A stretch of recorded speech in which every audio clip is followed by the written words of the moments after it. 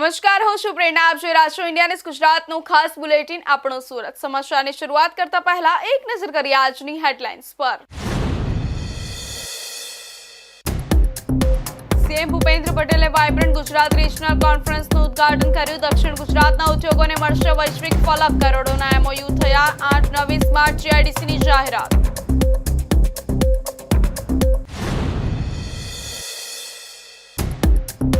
Vibrant Gujarat regional કોન્ફરન્સમાં પાટીલનું સંબોધન. સુરતમાં ઔદ્યોગિક શક્તિની પ્રશંસા. જળ સંચય માટે જનજાગૃતિ લાવવા appeal.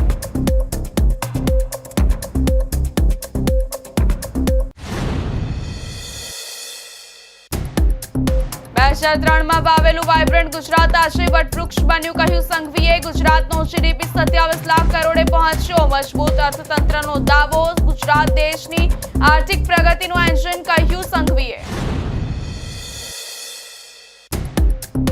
Vibrant Gujarat regional conference ખુલ્લી મૂકી. 1 થી 5 મે સુધી vibrant Gujarat regional exhibition. GI tag અને નવી સ્માર્ટ જીઆઈડીસીની ઐતિહાસિક જાહેરાતો.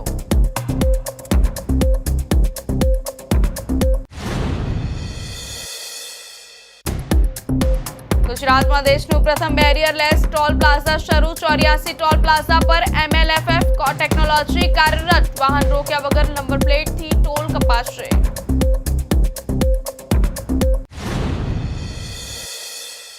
હવે સમાચાર જોઈએ વિસ્તારથી. તો સુરતની ઓરો યુનિવર્સિટી ખાતે આજે રાજ્યના મુખ્યમંત્રી ભૂપેન્દ્રભાઈ પટેલની ગરિમામય ઉપસ્થિતિમાં વાઇબ્રન્ટ ગુજરાત રિજનલ કોન્ફરન્સ અને એક્ઝિબિશનનું ભવ્ય આયોજન કરવામાં આવ્યું હતું. મુખ્યમંત્રી ભૂપેન્દ્રભાઈ પટેલે 2047માં વિકસિત ભારતના સ્વપ્નને સાકાર કરવા માટે વિકસિત ગુજરાતની કટિબદ્ધતા વ્યક્ત કરતા જણાવ્યું હતું કે ગુજરાત રાજ્ય વૈશ્વિક સ્પર્ધા માટે કટિબદ્ધ છે અને જેનો રોડમેપ પણ તૈયાર થઈ ચૂક્યો છે, બની રહ્યું હોવાનું જણાવતા તેઓએ કહ્યું હતું કે જ્યારે ગુજરાતની સ્થાપના થઈ હતી ત્યારે રાજ્યના વિકાસ અંગે ભારે આશંકાઓ વ્યક્ત કરવામાં આવી રહી હતી. રણ, દરિયો અને ડુંગર ધરાવતા ગુજરાત રાજ્ય વડાપ્રધાન નરેન્દ્ર મોદીના નેતૃત્વમાં આજે સેમિકન્ડક્ટર ઉત્પાદનનું હબ બન્યું છે. આપણા દરેક જિલ્લા અને વિસ્તારની એક આગવી ક્ષમતા અને વિશેષ સ્ટ્રેન્થ છે. વડાપ્રધાન શ્રી કોઈ પણ વિસ્તાર વિકાસમાં પાછળ ન રહી જાય અને જિલ્લાઓની ક્ષમતાઓને વૈશ્વિક સ્તરે પ્લેટફોર્મ આપવા માટે વાઇબ્રન્ટ ગુજરાત રિજનલ કોન્ફરન્સનો નવતર વિચાર આપણને આપ્યો છે. આવી રિજનલ કોન્ફરન્સ ઉત્તર ગુજરાત અને સૌરાષ્ટ્ર કચ્છમાં સફળતાપૂર્વક યોજાઈ ગઈ છે અને 9 લાખ કરોડના 6800 જેટલા એમઓયુ પણ થયા છે. વોકલ ફોર લોકલ અને લોકલ ટુ ગ્લોબલને વેગ તેમજ સ્થાનિક ઉત્પાદનોને વિશ્વ બજાર મળ્યું છે. હવે આજે ત્રીજી VGCR સુરતમાં ગુજરાત ગૌરવ દિવસે આયોજન એ અગત્યનું અને મહત્વનું સોપાન છે.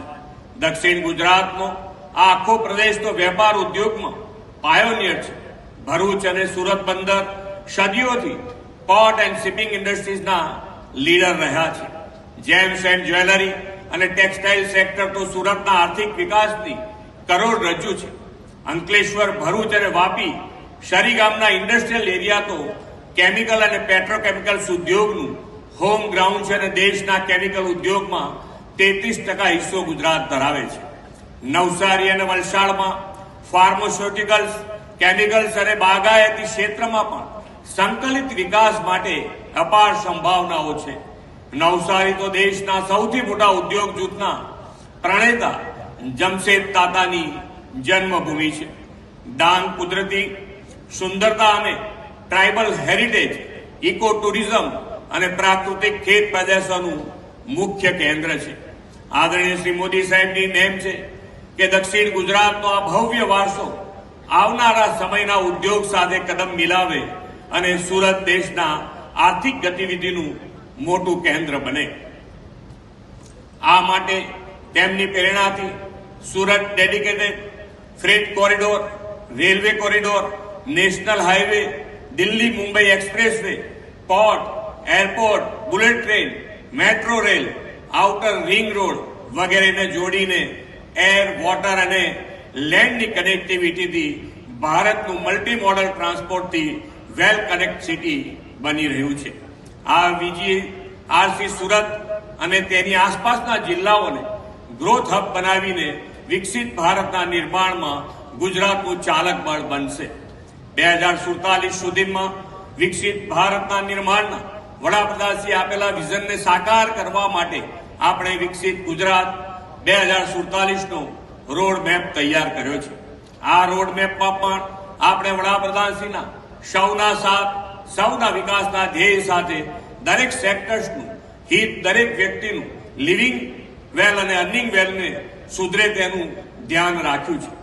લિવિંગ વેલ અંતર્ગત સૌને ઉત્તમ આરોગ્ય સેવા, ગુણવત્તાસભર શિક્ષણ, સ્વચ્છ પર્યાવરણ, સુરક્ષિત સમાજ અને આધુનિક સુવિધાઓ ઉપલબ્ધ કરાવવાની રાજ્ય સરકારની નેમ છે.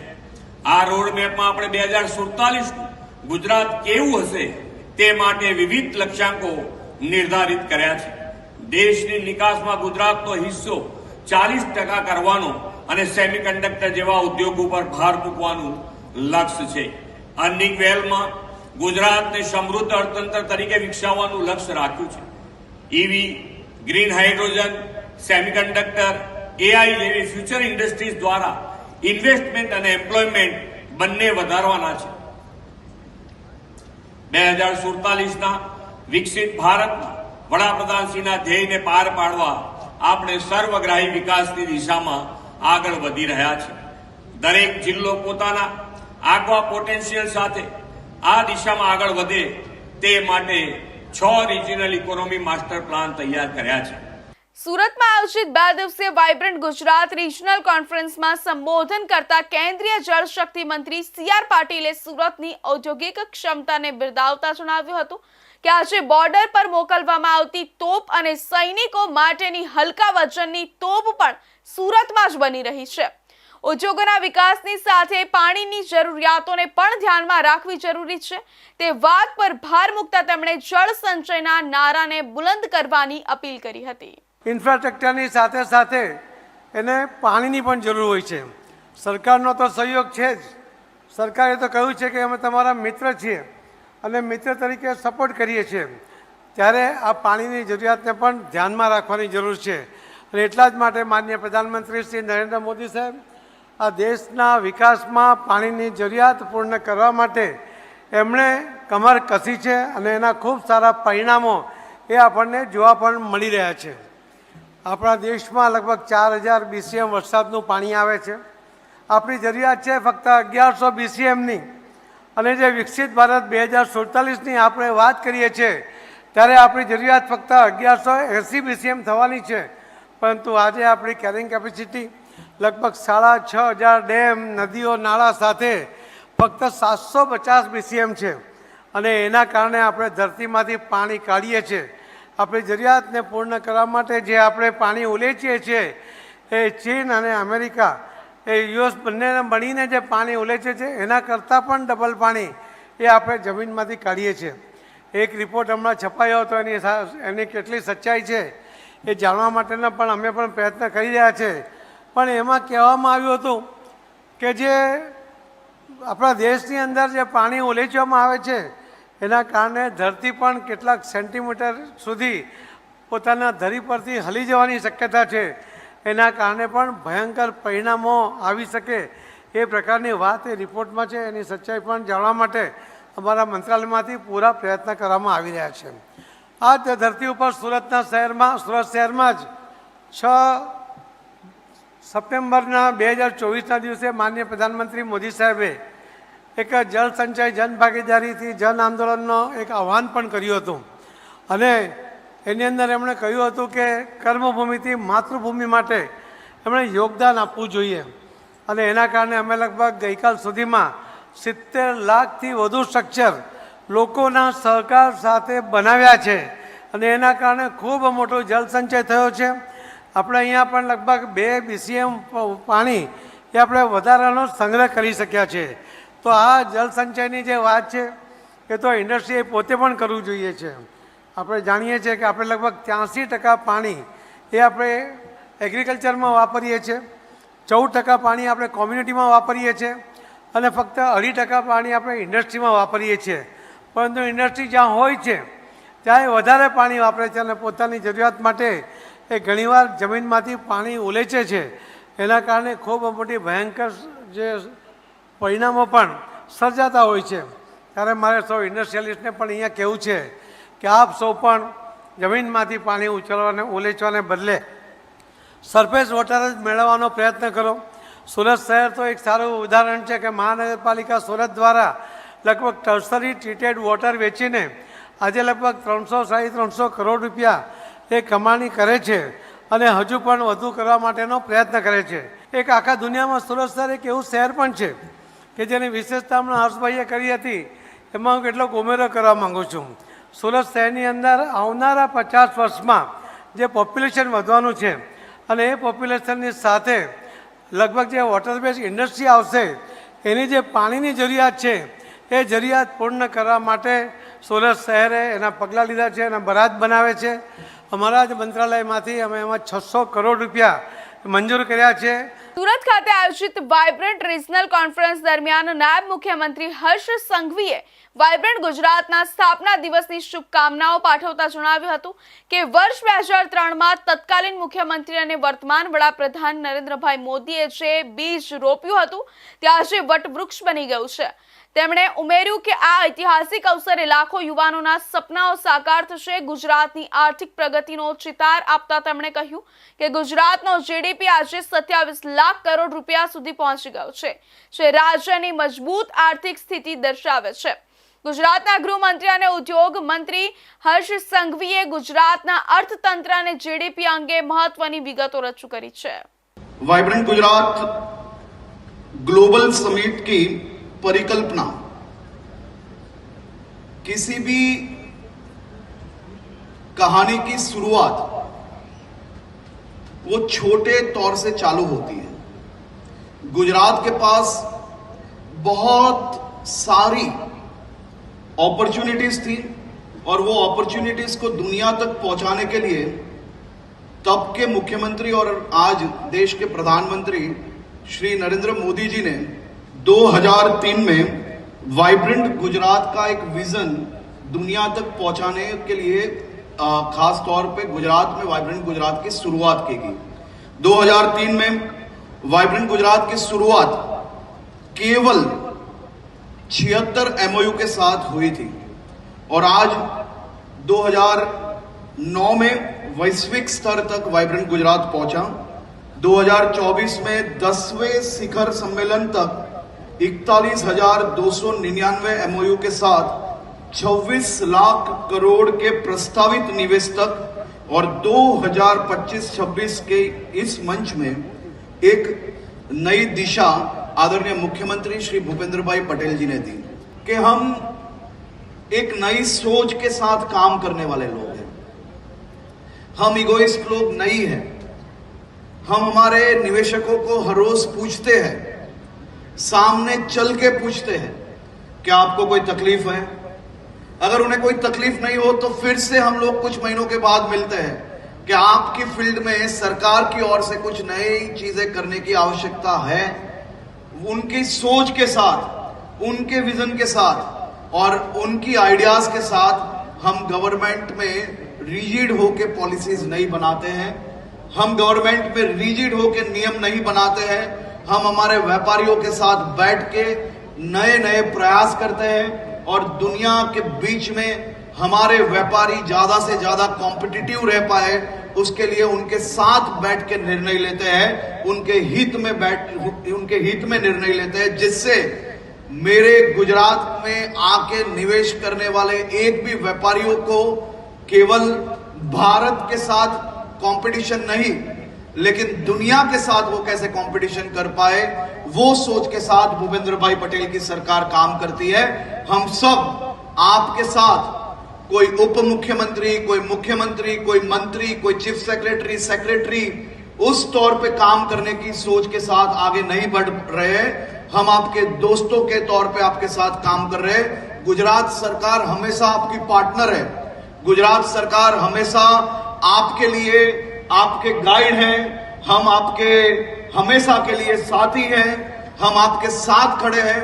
आपका निवेश किया गया एक एक पैसा वो हमारी रिस्पॉन्सिबिलिटी है. आप गुजरात में आपके सपने लेके आए, हम आपके सपने साकार करने के लिए तैयार हैं।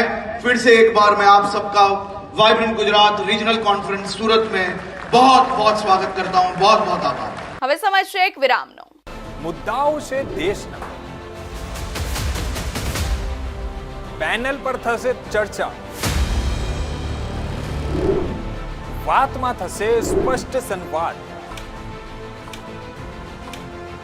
અમે લાવીએ છીએ તમારા પ્રશ્નોને મંચ પર।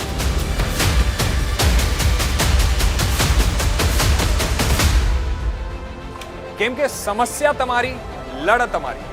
જુઓ મારી સાથે ફક્ત इंडिया न्यूज गुजरात पर।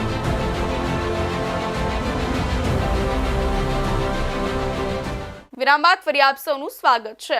ગુજરાત સ્થાપના દિવસના અવસરે સુરતની ઓરો યુનિવર્સિટી ખાતે 1 અને 2 મેના રોજ વાઇબ્રન્ટ ગુજરાત રિજનલ કોન્ફરન્સની ત્રીજી આવૃત્તિનું ભવ્ય આયોજન કરવામાં આવ્યું છે। આ મેગા ઇવેન્ટમાં જાપાન, રવાંડા, યુક્રેન અને સિંગાપોર ભાગીદાર દેશો તરીકે જોડાઈને દક્ષિણ ગુજરાતના ઉદ્યોગોને વૈશ્વિક ફલક પર લઈ જશે।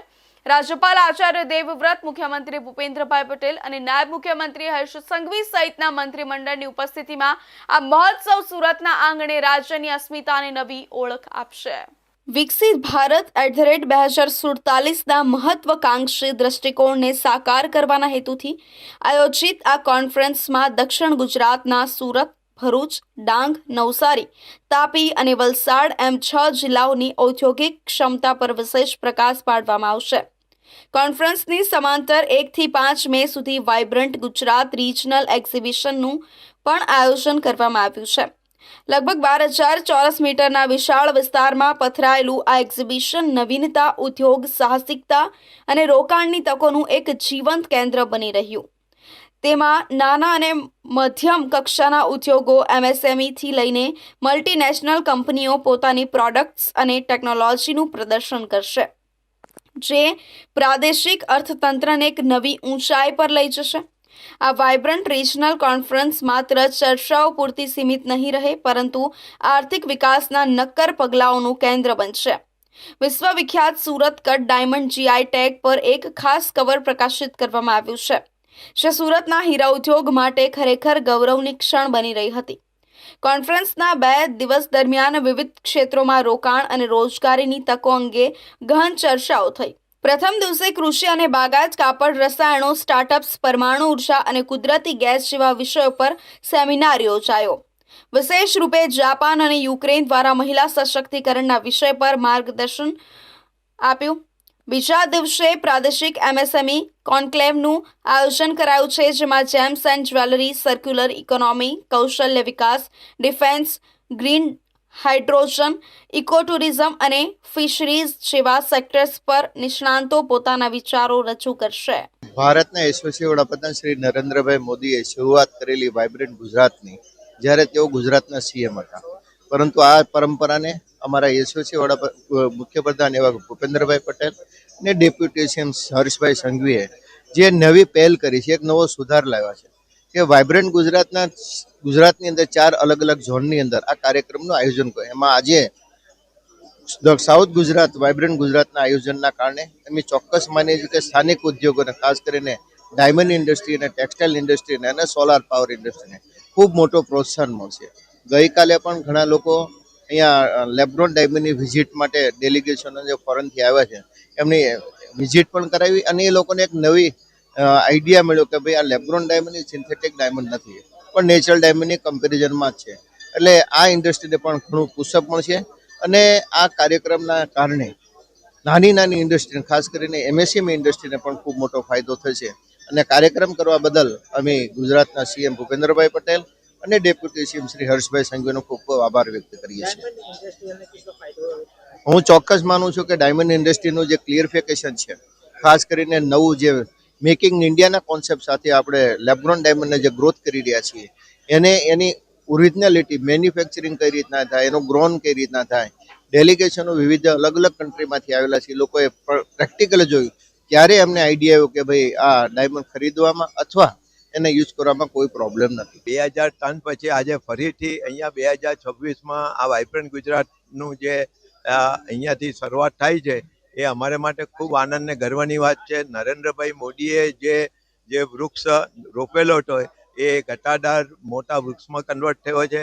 આજે અમે સરકારશ્રી સાથે અમારે ઘણી બધી ચર્ચાઓ થાય છે.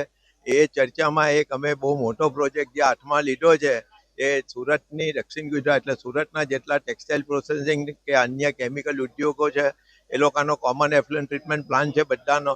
તો એ ટ્રીટમેન્ટ પ્લાનને અમે જે ઇન્ટરનેશનલ નોર્મ્સ છે જે ફ્રી ડિસ્ચાર્જના, તો અમે તેના પર હવે કન્વર્ટ થયા છે. સરકાર હાથે લગભગ અમારે વાત નક્કી થઈ છે બધી, અને અત્યારે જમીન પ્રોક્યોરમેન્ટનું કામ ચાલે છે. ઉદ્યોગોએ એના તરફથી કરવાની તૈયારી અમે કરી રહ્યા છે. સરકાર તરફથી સરકારે જે તૈયારી કરવાની તે કામ ચાલુ છે, અને ટૂંક સમયમાં આ ચાલુ થશે. આમાં લગભગ 5 થી 6 હજારનો પ્રોજેક્ટ છે ને તેમાં અમારે માટે ખૂબ ગર્વની અને આનંદની વાત છે કે 80% સરકાર અમને સબસિડી આપવાના છે અને અમારે 20% કોસ્ટ છે. એટલે ઇન્ટરનેશનલ સ્ટાન્ડર્ડના અને ઇન્ટરનેશનલ લેવલ પર અમારો ટેક્સટાઇલ ઉદ્યોગ કે સુરતનો કેમિકલ કે કોઈ ઉદ્યોગ છે જે પાણી આધારિત છે, તો એને માટે આવનારા દિવસોમાં 3 થી 5 વર્ષમાં જે દિવસે આ ચાલુ થશે તે દિવસે ફરીથી એક વખત સુરત વર્લ્ડના મેપ પર ફરીથી આવશે. દક્ષિણ ગુજરાતના વિવિધ અને સમૃદ્ધ ઉદ્યોગોની ઝલક આપતા એક પ્રેઝન્ટેશન વિડીયો દ્વારા વિદેશી પ્રતિનિધિઓને રાજ્યની આર્થિક શક્તિથી માહિતગાર કરવામાં આવ્યા હતા. આ પ્રદર્શનમાં સુરતના વિશ્વવિખ્યાત ડાયમંડ અને ટેક્સટાઇલ ઉદ્યોગથી લઈને વાપી, અંકલેશ્વરના કેમિકલ અને ફાર્માસ્યુટિકલ્સ હબની વિસ્તૃત માહિતી રજૂ કરવામાં આવી હતી. આધુનિક ટેકનોલોજી અને વિઝ્યુઅલ માધ્યમનો ઉપયોગ કરીને વિદેશી ડેલિગેટ્સ સમક્ષ દક્ષિણ ગુજરાતમાં રહેલી રોકાણની વિપુલ તકો, અત્યાધુનિક ઇન્ફ્રાસ્ટ્રક્ચર અને વ્યાપારિક સુવિધાઓનું સચોટ ચિત્ર સ્પષ્ટ કરવામાં આવ્યું હતું, જેનો મુખ્ય ઉદ્દેશ્ય આંતરરાષ્ટ્રીય સ્તરે સહભાગીદારી વધારવાનો અને સ્થાનિક ઉદ્યોગોને વૈશ્વિક મંચ પૂરું પાડવાનો હતો. સુરત જિલ્લાના નેશનલ હાઈવે 48 પર આજથી દેશનું પ્રથમ બેરિયરલેસ ટોલ પ્લાઝા ચાલુ થઈ ગયું છે. કામરેજ નજીક આવેલા 84 ટોલ પ્લાઝા પર આ તાઇવાનની કંપની દ્વારા અત્યાધુનિક ફૂલ્લી ઓટોમેટિક ટોલ નાકું બનાવવામાં આવ્યું છે. વાહન ચાલકોએ ઊભા રહેવાની જરૂર નથી. તેમની નંબર પ્લેટ સ્કેન થઈ ટોલ કપાઈ જશે અને કતારમાં ઊભા રહેવાથી મુક્તિ મળશે.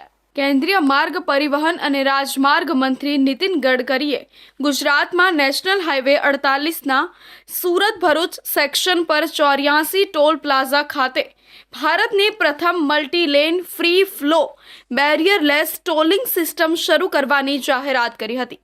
આ અત્યાધુનિક system automatic number plate recognition અને ફાસ્ટેગ જેવી અદ્યતન ટેકનોલોજીનો ઉપયોગ કરીને વાહનોને રોકવાની જરૂર વગર સિમલેસ ટોલ કલેક્શન સક્ષમ બનાવે છે. MLFFની રજૂઆત એ ભારતના ટોલિંગ ઇકોસિસ્ટમના ડિજિટલાઇઝેશન અને વૈશ્વિક માપદંડોને અનુરૂપ રાષ્ટ્રીય રાજમાર્ગ ઇન્ફ્રાસ્ટ્રક્ચરના આધુનિકીકરણમાં એક મુખ્ય સીમાચિહ્નરૂપ છે.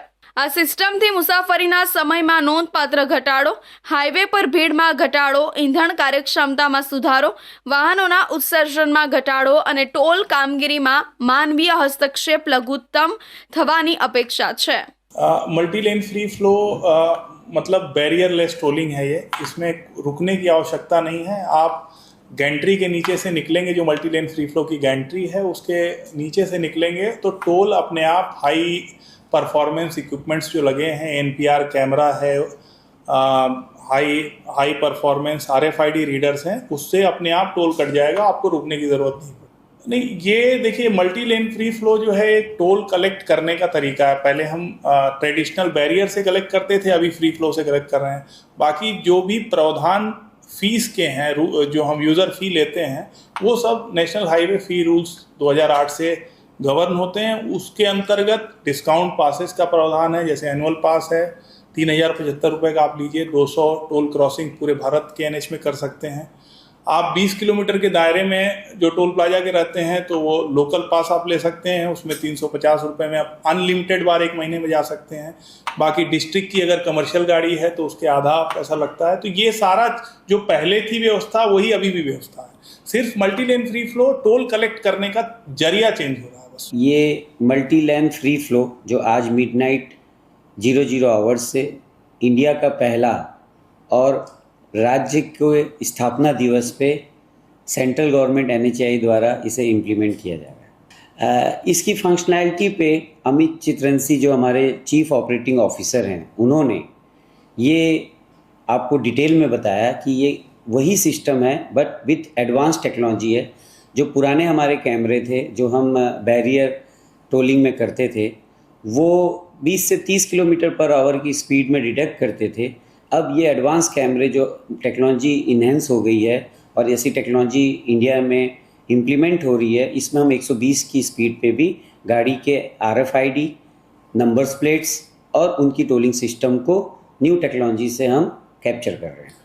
શ્રી ગડકરીએ જણાવ્યું હતું કે બેરિયરલેસ ટોલિંગ નાગરિકો માટે ઇઝ ઓફ લિવિંગને વધારશે અને દેશભરમાં માલ સામાન અને લોજિસ્ટિક્સની ઝડપી વધુ કાર્યક્ષમ હિલચાલને સક્ષમ કરીને ઇઝ ઓફ ડુઇંગ બિઝનેસને પ્રોત્સાહન આપશે। તેમણે વધુમાં ભારપૂર્વક જણાવ્યું હતું કે પ્રધાનમંત્રી શ્રી નરેન્દ્ર મોદીજીના વિઝનરી નેતૃત્વ હેઠળ આ પહેલ વિશ્વસ્તરીય ટેકનોલોજી સંચાલિત નેશનલ હાઈવે ઇન્ફ્રાસ્ટ્રક્ચર બનાવવા માટે સરકારની સતત પ્રતિબદ્ધતાને પ્રતિબિંબિત કરે છે, જે કાર્યક્ષમ, પારદર્શક અને મુસાફરો માટે અનુકૂળ છે।